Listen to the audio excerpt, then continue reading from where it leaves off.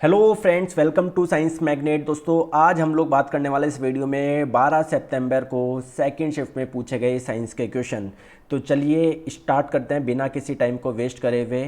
पहला क्वेश्चन पूछा गया कि प्रिज्म में श्वेत प्रकाश यानी सफ़ेद रंग का प्रकाश कितने रंगों में बिखरता है। तो आप लोगों को पता है किसी भी प्रिज्म में जब व्हाइट कलर की लाइट जाती है तो 7 रंगों में ये विभाजित हो जाती है। इसे हम लोग इस फिनोमिना को हम लोग बोलते हैं डिस्पर्जन ऑफ लाइट, और हिंदी में इसे बोलते हैं प्रकाश का वर्ण विक्षेपण। और इसके तहत जो वाइट कलर की जो लाइट होती है वो 7 कलर्स में आप लोगों का विभाजित हो जाती है। नेक्स्ट क्वेश्चन, दर्पण का सही सूत्र कौन सा है? Mirror formula. तो आप लोग को पता है मिरर फॉर्मूला होता है 1/f is equal to 1/u plus 1/v, जबकि लेंस फॉर्मूला होता है 1/f is equal to 1/v minus 1/u। तो ये ए इसका करेक्ट आंसर हो जाएगा। क्वेश्चन में पूछा गया NaHCO3, इसे बोलते हैं सोडियम हाइड्रोजन कार्बोनेट या सोडियम बाइकार्बोनेट। और आपकी जानकारी के लिए बता दूं, इसे ही हम लोग बेकिंग सोडा के नाम से भी जानते हैं। क्वेश्चन में बोला जा रहा है कि एंटासिड है। दोस्तों, एंटासिड किसको बोलते हो? जो एसिड यानी अम्ल के प्रभाव को कम करता है। तो अम्ल के प्रभाव को कम कौन करेगा? जो एक बेस हो, जो एक क्षार हो। क्योंकि अगर ये एक एसिड होता तो किसी में डालते तो ये इसका इफेक्ट एसिडिक होता ना। तो अगर यह एक बेस है, क्षार है, तभी तो अम्ल के प्रभाव को कम करेगा। तो कुल मिला के ये क्या है? एक बेस है। तो ये हो नहीं सकता, ये नहीं हो सकता। अब दोस्तों, बेस कैसा है? तो इसकी जो पीएच होती है लगभग 8.3 के आसपास होती है। तो आपको पता है जिसकी पीएच 7 से ज़्यादा होती है उसको बेस बोलते हैं, क्षार बोलते हैं। तो 8.3 क्या बहुत ज़्यादा है क्या? बहुत ज़्यादा तो 12, 13, 14 ये होती है। तो 7 से थोड़ी सी ज़्यादा है। तो ये एक आपका वीक बेस है, दुर्बल क्षार है। चलिए, क्वेश्चन में पूछा गया निम्नलिखित में से कौन सा अरेंजमेंट सही है? दोस्तों, क्या सांप को ईगल खाता है? क्या बाज बाज को क्या टिड्डा खाएगा? क्या टिड्डा को क्या घास? नहीं, ये तो करेक्ट सीक्वेंस नहीं है। इसको देखते हैं, घास को खाएगा टिड्डा, बिल्कुल सही है। टिड्डे को मेंढक, मेंढक को सांप, सांप को ईगल, है ना। तो ये आपका करेक्ट आंसर हो जाएगा option number B. Next question, ऑक्सीकरण क्या है? तो अगर किसी में ऑक्सीजन जुड़ता है तब आप लोग बोलते हैं उसका ऑक्सीडेशन हुआ है। या अगर किसी से हाइड्रोजन हट भी रहा है, अगर किसी से लॉस भी हो रहा है हाइड्रोजन का, तब भी आप लोग बोलेंगे उसका ऑक्सीडेशन है। तो ये करेक्ट आंसर हो जाएगा gain of oxygen and loss of hydrogen.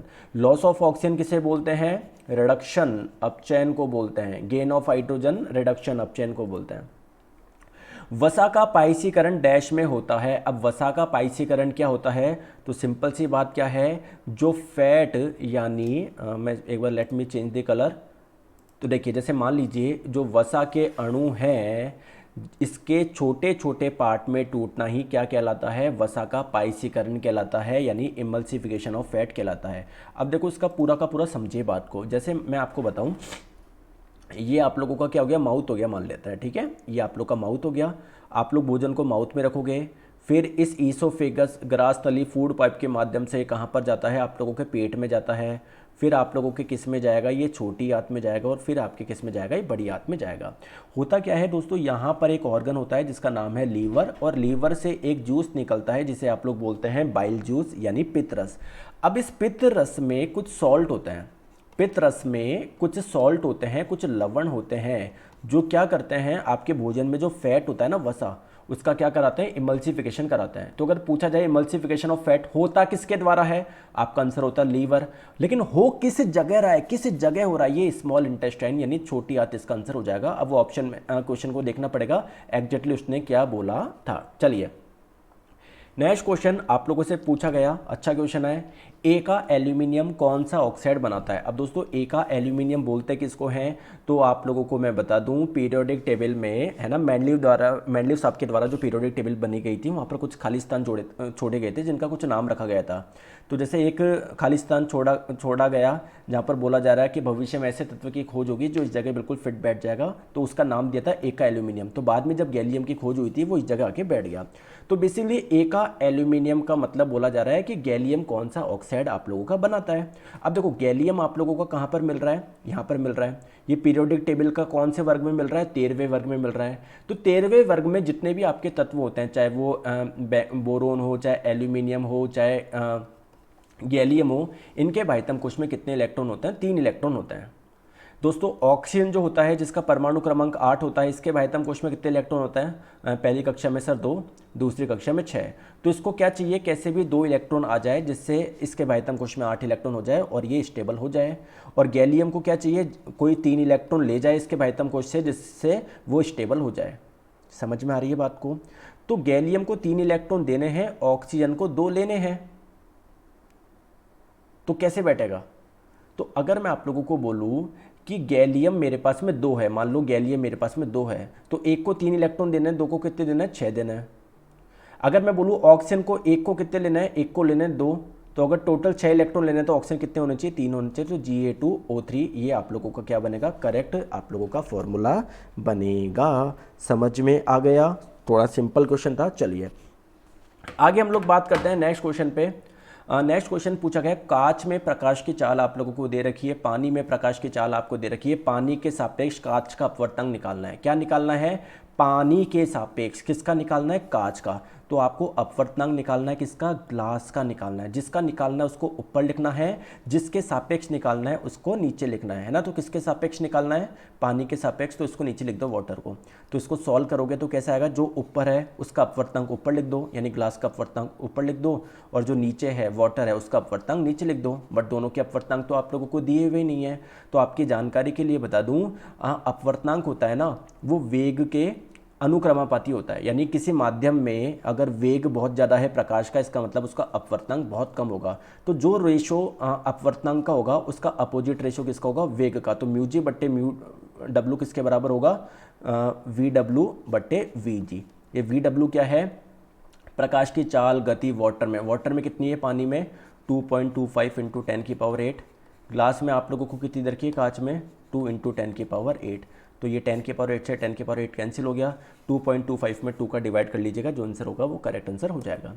Next question, उत्सर्जन तंत्र के लिए कौन सा कथन सत्य है? दोस्तों एक्सक्रीटरी सिस्टम किसको बोलते हो? वो अंगों का समूह जो हमारी बॉडी से वेस्ट बाहर निकालता है। तो इसमें मेन भूमिका किस किस की है? आपकी 2 किडनी है, यही ब्लड को फिल्टर करती है। फिर 2 किडनी से जो ब्लड को फिल्टर करा तो जो वेस्ट बना उसको क्या बोल रहे हैं? यूरिन, मूत्र। तो मूत्र कहाँ पर बन गया? आपकी किडनी में बन गया।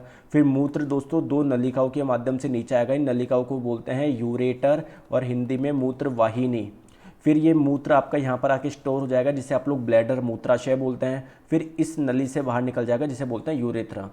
तो कौन सा कथन सत्य है? इसमें 2 किडनी, 2 यूरेटर, 1 यूरेथ्रा होता है क्या? ये तो सही लग रहा है। न्यूरॉन क्या फिल्टरिंग यूनिट होती है कि नहीं? किडनी के अंदर ब्लड को फिल्टर करने का कार्य नेफ्रॉन के द्वारा होता है। ठीक है, तो ये कथन सत्य नहीं है। Kidney filters 180 litre of blood, यार ये भी सही है। आपके दोनों किडनी की अगर हम लोग बात करें तो मिला के एक दिन में दोस्तों 180 लीटर ब्लड का क्या करती है? फिल्टर करती है। तो इसमें से देखना पड़ेगा। मेरे को तो अभी तक जो ऑप्शन आए इसमें से ए और सी मेरे को तो दोनों ही सही लग रहे हैं। तो आप देख लेना, शायद कुछ मिस्टेक हो गई हो, बच्चे ने कुछ और बताना चाह रहा हो, वो है ना कि असत्य पूछा गया था, सत्य है। बेसिकली क्वेश्चन यही था। तो इसमें आप देख लेना, या तो हो सकता है 2 यूरेटर की जगह 1 दी हो, तो ये भी गलत आपका हो जाएगा। ऑप्शन नंबर सी से ही हो जाएगा। ठीक है, चलिए। फ्लेमिंग के बाएं हाथ के नियम में जब आप चुंबकीय क्षेत्र की दिशा बदलते हैं तो बल पर क्या प्रभाव पड़ेगा? ऑब्वियसली बात है दोस्तों, राइट हैंड रूल हो, लेफ्ट हैंड रूल हो, उसमें आप लोगों को पता है तीनों के बीच आप लोग फिंगर्स को, थंब को कुछ सेट करते हो जिसमें आप लोग को डायरेक्शन पता लगानी पड़ती है। तो चुंबकीय क्षेत्र की दिशा बदलोगे तो यार डायरेक्शन ऑफ फोर्स भी बदलेगी। करेक्ट आंसर भी हो जाएगा। दंत क्षय के कारण, कुछ ऐसे पूछा गया था कि जब दांतों में कैविटी होती है तो उससे क्या प्रभाव पड़ता है, ऐसा कुछ क्वेश्चन था।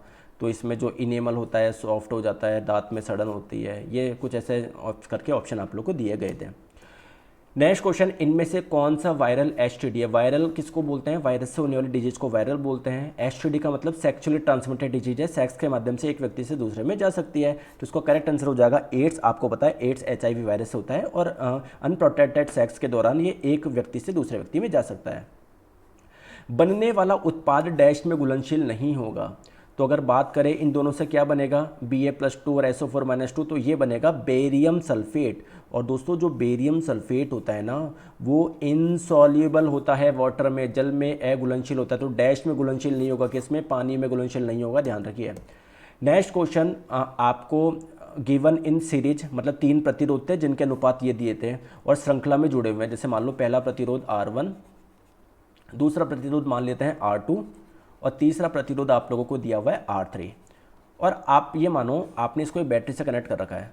बैटरी मान लो कितने वोल्ट की लगा रखी है, अज्यूम करिए 100 वोल्ट की बैटरी लगाई है। तो बोला जा रहा है यार यहाँ पर जो पोटेंशियल डिफरेंस होगा विभवांतर, इसको V1 मान लो, यहाँ पर पोटेंशियल डिफरेंस विभवांतर होगा उसको V2 मान लो, यहाँ पर जो होगा V3 मान लो। तो बताओ इनका रेशो क्या होगा। अगर R1 R2 R3 का जो रेशो आप लोगों को दिया हुआ है वो 2:3:4 है, तो कैसे करेंगे। तो आप लोगों को पता है यार यहाँ से जो करंट निकलेगी निकलेगी निकलेगी निकलेगी, जितनी करंट इसमें जा रही है उतनी करंट इसमें जाएगी, उतनी करंट इसमें जाएगी, बात बराबर है ना। तो V बराबर क्या होता है I इंटू आर। I क्या हो जाएगा दोस्तों V/R। तो इन तीनों में I का मान तो सेम है, तो कुल मिलाकर मैं बोल दूँगा तीनों में V/R का जो रेशो है वो सेम है। तो इसको मैं कुछ x मान लेता हूँ, V1/R1 भी x होगा, V2/R2 भी क्या होगा x होगा, और V3/R3 भी क्या होगा x होगा। तो V1 का मान क्या आ गया, इन अनुपात निकालना ना, तो V1 हो जाएगा आप लोगों का R1x, V2 हो जाएगा R2x, और V3 हो जाएगा आपका R3x। x कट जाएगा, तो कुल मिला के रेशो क्या आ जाएगा R1:R2:R3। तो जिस रेशो में आप लोगों का रजिस्टेंस है उसी रेशो में आप लोगों का वोल्टेज भी होगा। तो करेक्ट आंसर आप लोगों का 2:3:4 ही आ जाएगा। दोस्तों आप लोगों को पावर दी हुई थी, वोल्टेज दिया हुआ था, करंट निकालना था, तो सिंपल सा फॉर्मूला लगाना था, P बराबर V इंटू आई होता है। आई क्या हो जाएगा P/V, P का मान दिया हुआ है 100, V का मान दिया हुआ है 25, तो 100/25 हो जाएगा 4 एम्पेयर की करंट फ्लो हो रही है। बोला जा रहा है N2 मेक्स कोवेलेंट कंपाउंड, है ना। ये जो नाइट N2 है ये किस कोश में इलेक्ट्रॉन को साझा करके सह संयोजक यौगिक बनाता है। देखो समझो मैं क्या क्वेश्चन क्या पूछना चाह रहा था, मैं आपको समझाता हूँ क्या पूछना चाह रहा होगा। देखो नाइट्रोजन आप लोगों को पता है इसका परमाणु क्रमांक होता है 7। पहली कक्षा में कितने इलेक्ट्रॉन होते हैं, 2 इलेक्ट्रॉन होते हैं, दूसरी कक्षा में 5। पहली कक्षा को आप लोग K कोश भी बोलते हो, दूसरे कक्षा को आप लोग L कोश भी बोलते हो। अब जो नाइट्रोजन है इसके भाइतम कक्षा में कितने इलेक्ट्रॉन है, 5 इलेक्ट्रॉन है, 1 2 3 4 5। दूसरा जो नाइट्रोजन का एटम होगा उसके भी वाइतम कक्षा में 5 इलेक्ट्रॉन होंगे। क्लियर है क्या। तो आप लोगों को पता है ये वाला नाइट्रोजन और ये वाला नाइट्रोजन आपस में इलेक्ट्रॉन की शेयरिंग कर लेते हैं, जिससे इसके भी वाइतम कोश में 8 हो जाता है, इससे भी वाइतम कोश में 8 हो जाता है। तो जब इलेक्ट्रॉन की शेयरिंग होगी हमेशा कौन से कोश वाले इलेक्ट्रॉन की होगी, भारी कोश वाले इलेक्ट्रॉन से ही इलेक्ट्रॉन की शेयरिंग होती है। तो उसका भारी कोश कौन सा है, L कोश है, बी करेक्ट आंसर हो जाएगा। नेक्स्ट क्वेश्चन, आवर्त के लिए कौन सा कथन सत्य है। Which statement is true for a period. तो एक किसी पीरियोडिक टेबल में अगर बात करें किसी भी एक पर्टिकुलर आवर्त की, चलो मान लेते हैं पहले आवर्त की बात कर लेते हैं, या दूसरे की आवर्त की बात कर लो, तीसरे की, जो आपकी इच्छा हो कर लो। तो क्या वैलेंसी सेम होती है क्या, आप करके देख लो यार, टेंशन क्यों ले रहे हो। ये हाइड्रोजन हो गया, इधर लिथियम हो गया, इधर आप लोगों का सोडियम हो गया, sorry wait I am sorry, lithium के आगे कौन, लिथियम के आगे आप लोगों को यहाँ पर मिलेगा मैग्नीशियम, ठीक है। इधर आप लोगों को मिलेगा सोडियम, और इधर आप लोगों को क्या मिलेगा, मैग्नीशियम मिलेगा, इधर आएगा बेरिलियम, है ना। एक सेकंड थोड़ा पेन को सही करने दो मुझे, ठीक है। इधर आ जाएगा आप लोग का बेरिलियम, ठीक है। अब जैसे इन दोनों की बात करते हैं, ये सोडियम और मैग्नीशियम तीनों समान आवर्त में है, तीसरे आवर्त में है।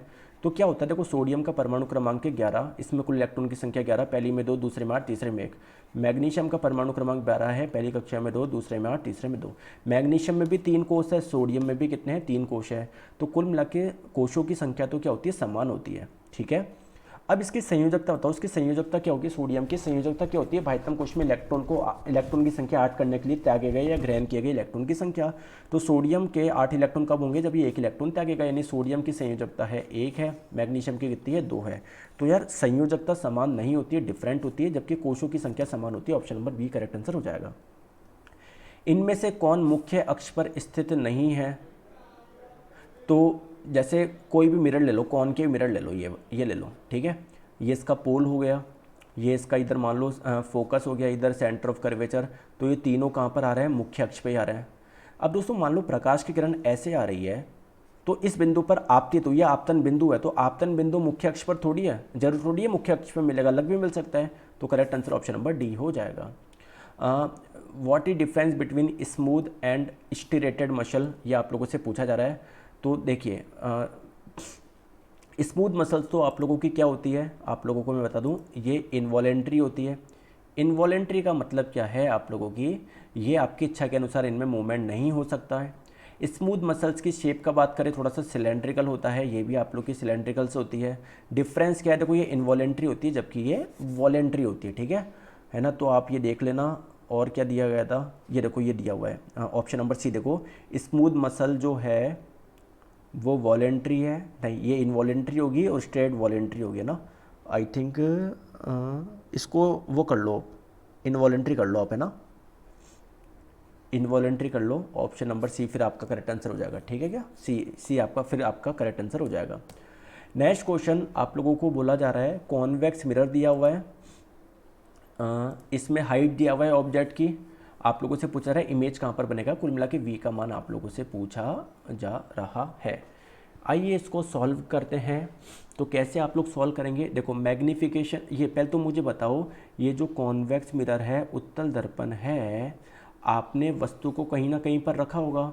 बोला जा रहा है यार ये जो वस्तु की हाइट है ना, ये कितनी है, हाइट ऑफ ऑब्जेक्ट कितना दिया हुआ है, आप लोगों को 10 सेंटीमीटर दिया हुआ है। अब आप लोगों को पता है क्या मैग्नीफिकेशन जानते हो क्या होता है, बिल्कुल सर, हाइट ऑफ इमेज बटे हाइट ऑफ ऑब्जेक्ट, और मिरर के केस में किसके बराबर होता है, -v/u के बराबर होता है, ठीक है। तो ये मैंने एक ऐसे ही अभी साइड में लिख दिया, टेंशन ना लो। तो देखो दोस्तों ये क्वेश्चन सॉल्व हो ही नहीं सकता।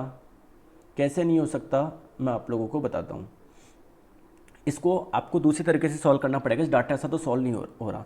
कैसे करना पड़ेगा, देखो आप लोगों को ये बोला जा रहा है कि इसकी जस्ट फोकल लेंथ आपको दी हुई है, हाइट ऑफ ऑब्जेक्ट दिया हुआ है, इमेज कहाँ पर बनेगी, तो डाटा ही आप लोगों के पास में कंप्लीट नहीं है। तो चलो मैं अपना दिमाग लगाता हूँ। एक चीज़ आप लोग ध्यान रखना, कॉन्वेक्स मिरर उत्तल दर्पण में केवल 2 केस बनते हैं। जब आप लोग वस्तु को इन्फिनिटी अनंत पे रखोगे ना, तो इमेज कहाँ पर बनती है, फोकस पर बनती है। कहाँ पर बनती है, फोकस पे बनती है। यानी करेक्ट आंसर कितना हो जाएगा, दर्पण से कितनी दूरी पर बनेगी, फोकल लेंथ दे रखी है ना 2.5 सेंटीमीटर, 2.5 सेंटीमीटर पर बनेगी। और ये जो इमेज बनेगी ना, कैसी बनती है, बहुत छोटी बनती है, बहुत छोटी बनती है, बहुत छोटी बनती है। तो in front of the mirror correct answer हो सकता है क्या, अभी बताता हूँ मैं आपको। एक केस तो मैंने बता दिया जब वस्तु को अनंत पे रखे। दूसरा केस मान लो वस्तु को कहीं पर भी रखो, अनंत और पोल के बीच में कहीं पर भी, यहाँ पर यहाँ पर यहाँ पर कहीं पर भी, तो वहाँ पर इमेज कहाँ पर बनती है, फोकस और पोल के बीच में बनती है। यानी उस वाले केस में भी दर्पण के पीछे ही बनेगी। तो इमेज हमेशा दर्पण के पीछे बनेगी, कभी भी सामने नहीं बन सकती।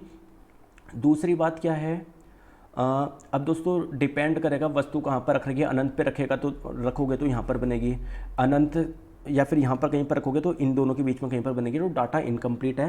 तो इसमें अगर आपने आज पेपर देकर आए तो मुझे बता देना कि इसमें क्या डाटा और ऐड था, जब तभी क्वेश्चन सॉल्व हो पाएगा, ठीक है। तो ये सेकंड शिफ्ट के क्वेश्चन थे दोस्तों। Thank you so much detail में साइंस मुझसे पढ़ने के लिए। जस्ट सिंपली प्ले स्टोर पर जाके साइंस मैग्नेट ऐप इंस्टॉल करिए, यहाँ पर कोर्स वाले सेक्शन में जाइए साइंस में, और उसको बाय नाउ कर लीजिए और अच्छे से आप लोग अपनी तैयारी कर सकते हो। Thank you so much. Video को लाइक करिए, शेयर करिए और चैनल सब्सक्राइब आप लोग जरूर करिए। Thank you so much, bye bye.